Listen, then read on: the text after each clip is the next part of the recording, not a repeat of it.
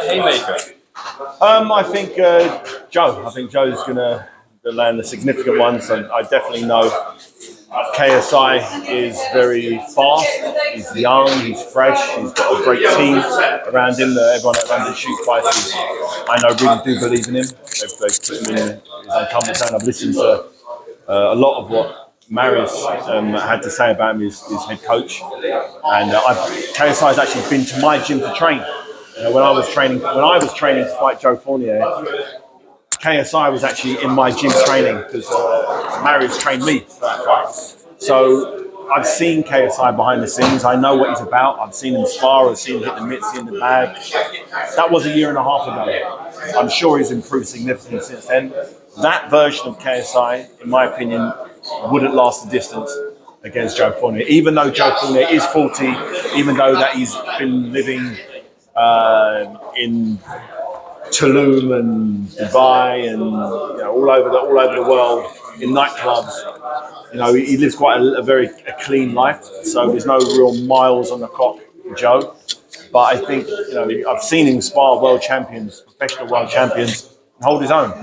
And I think that wealth of experience over the last 10 years will be enough when that first bell rings. Once the energy of the first couple of rounds where KSI will be really hyped up, big crowd, going crazy, all eyeballs on him, knowing that Jake Paul was in a very similar situation with Tommy Fury in a fight which he lost.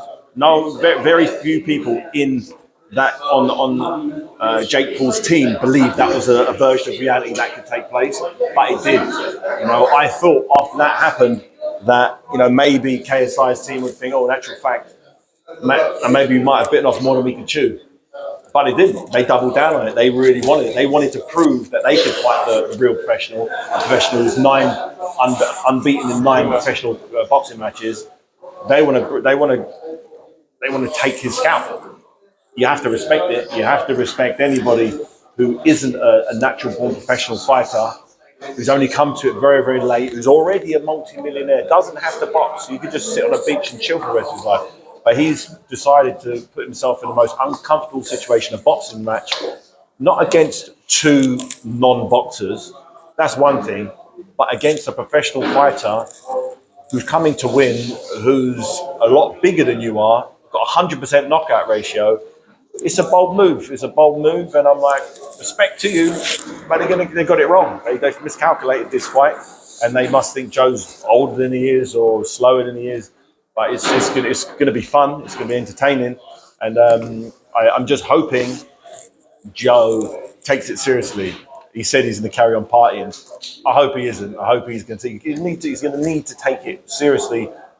So when that first bell rings, he's got 6 good rounds in him to go out there and do what needs to be done to get the victory. You're the fighter with the experience, the accolades, the world titles. For your eye, is KSI someone who, if he has the confidence he believes he can beat Joe, and then he can transition over to professional boxing and beat professional boxers? Is he that guy? Is he the guy that will beat Joe and beat Tommy Fury? It's completely unknown. We will know a lot more on May 13th. That's for sure. We'll know exactly where KSI is. In my opinion, right now, he's in that world, the misfits, YouTuber, other celebrity influencer realm. Yeah, he's the best of that bunch.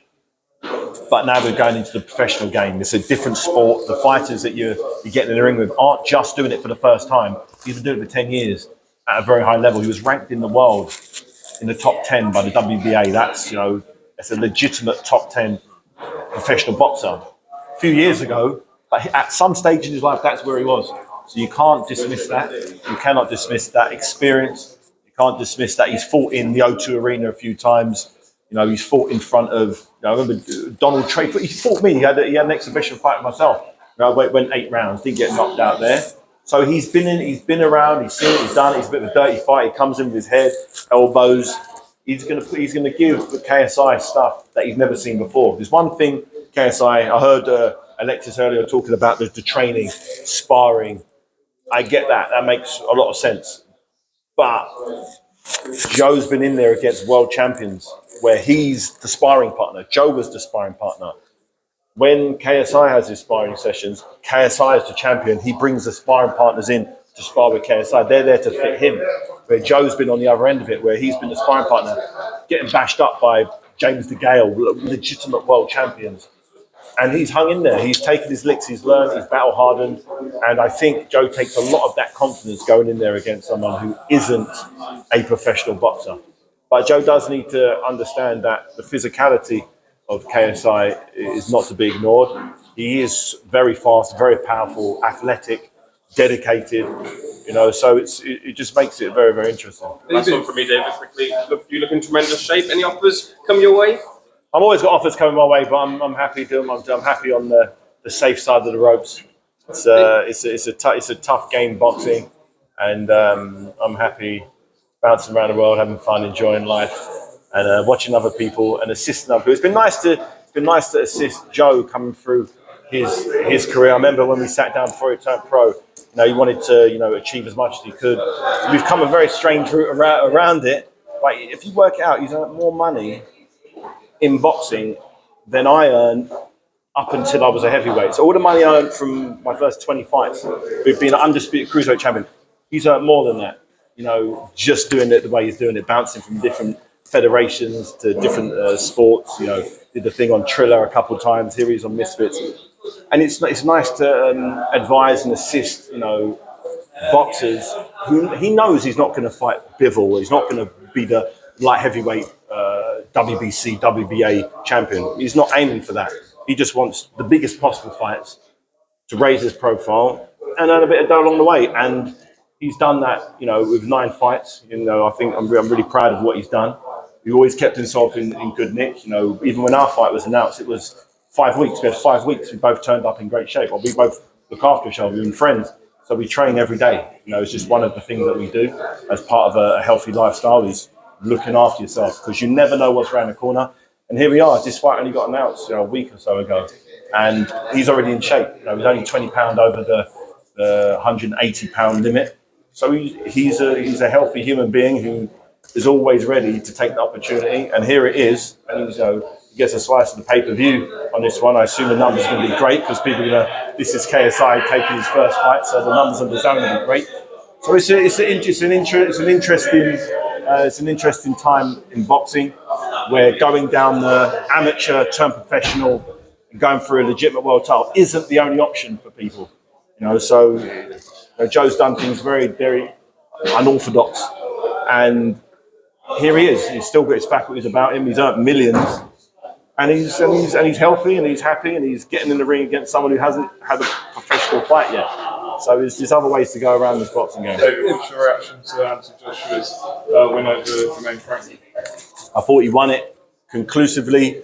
I think he ticked all the boxes in terms of coming back from a back-to-back defeats. I think a fight against Dylan White is the obvious next step for him. I'd feel a lot more comfortable. I like Anthony, always have done. Want him to be the best version of himself. And I want to see the killer. I want to see the killer come back. I want to see that, the Anthony Joshua that fought Dylan White, the O2 Arena, God knows how many years ago. I want that AJ back. I want the one who can let his hands go, who really doesn't mind getting hit, but he's going to make sure he hits you twice as hard. That's the version we all need to see back. And I think Dylan will bring the very best out of him. He'll either beat him or he'll bring the best out of him. One of the two. And that's what we need. We need fights that force. Franklin didn't have the firepower, didn't have the size, didn't have the ability to really put him under pressure. He caught him with a couple of shots here and there, but you need more than 1 or 2 shots against AJ. You've really got to put it on him, and Dylan can. Dylan has done in the past. Both fighters are in a great opportunity now. Both coming off wins against the same person who can take it to that next level. And I'm really excited for that fight. And the obvious fight after that is then fighting for the titles. Last question we were actually make then. Is it too early for AJ to fight Tyson Fury? Too early? What do you mean too early? Isn't Tyson Fury fighting someone else? Well, I don't know who he's fighting. Maybe you could jump in and step in. No. I thought he was fighting. Isn't he scheduled to fight? Who's AJ fighting? Sorry, Fury fighting. Yeah, it's not. I don't know. he was asked in the ring about fighting Fury, and Wilder, people saying it's too early. Coach said he'd get destroyed by both. Do you agree if he jumped in with either of them, that's too far at the moment? I'd prefer, off the strength of that last victory, which was very comfortable, to see him in an uncomfortable fight first. Because the one thing you're going to guarantee is in against Wilder, Tyson Fury, or Usyk, it's uncomfortable. It's an uncomfortable fight he's going to have to be victorious. When was the last time he was uncomfortable against Usyk and he lost? He wasn't uncomfortable against Franklin. It was very comfortable. It was a comfortable victory. Dylan, I believe, will make him uncomfortable, and it's how he deals in the uncomfort zone will determine how he'll do against one of the biggest guys, Wilder and Fury, and those are the guys he's going to understand. I'm going to be uncomfortable getting hit by these guys, but I'm going to have to deal with it. And I'd like to see, before he starts fighting the top players, go in there with who is a top player himself, Dylan White, on a nice little run, the victories, lots of spice, both from the UK, both fought each other before. Controversial first fight. Dylan, I know, had one arm in that first fight. He's had an operation on his right arm since, and his right hand's seen him well. So I'm looking forward to that showdown whenever that takes place. That's the time, guys. All right, guys. Thanks a lot. Thank you. You done,